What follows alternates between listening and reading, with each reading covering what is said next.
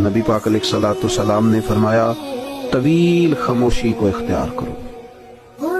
دیر تک چپ رہا کرو۔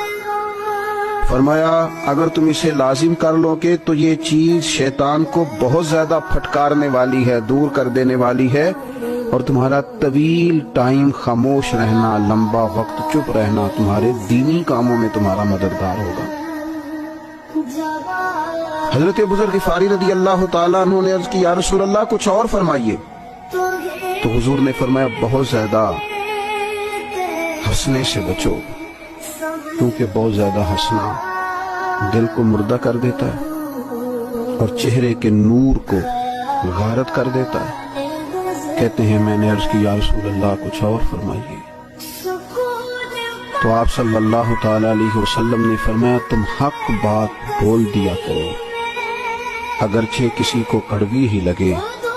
میں نے عرض کی یا رسول اللہ کچھ اور فرمائیے،